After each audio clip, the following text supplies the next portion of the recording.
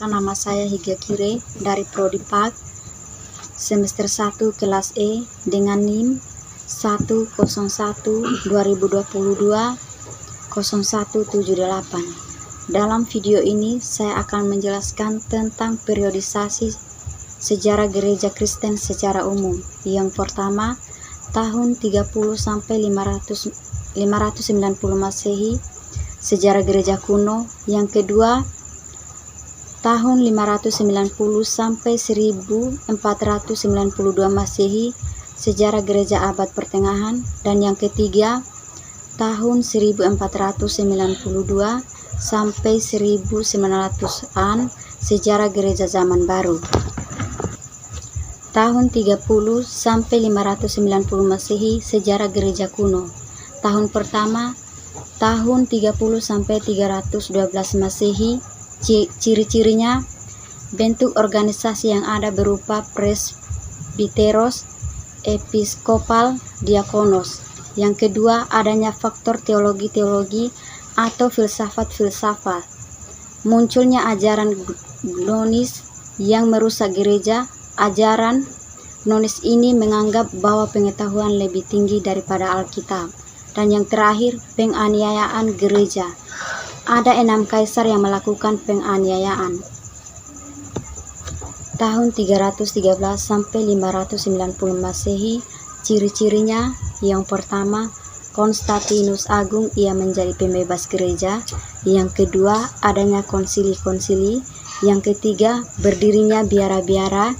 Keempat, pecahnya gereja-gereja barat dan gereja timur. Dan terakhir, gereja bagian barat, Gereja Roma Katolik atau yang biasa disebut GKR. Tahun 590 sampai 1492, sejarah gereja abad pertengahan. Tahun 590 sampai 910, ada 2 ciri-ciri. Yang pertama, gereja barat atau gereja Roma Katolik. Gereja barat dipimpin oleh uskup yang disebut paus. Paus sebagai kepala gereja juga memimpin negara dan masyarakat. Dan yang kedua, gereja timur.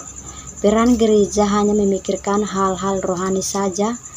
Kota Konstantinopel, sekarang Istanbul, menjadi pusat gereja timur. Tahun 910 sampai 1300. Yang pertama, adanya pembaharuan biaya di Cluny, Prancis. Kedua, teologinya hampir seluruhnya mengikuti teologi Katolik. Ketiga, adanya perkembangan ilmu pengetahuan.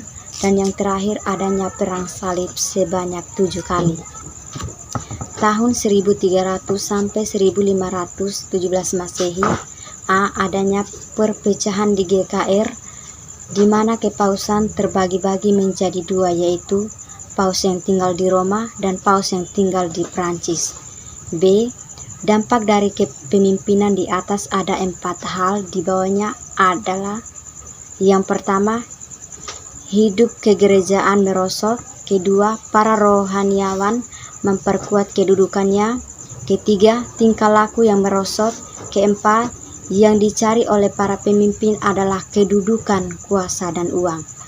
C. Adanya usaha mereformasi gereja. D. Reformasinya adalah kepausan dipulihkan, yaitu paus kembali tinggal di Roma. Tahun 1492 sampai 1900-an, sejarah gereja baru.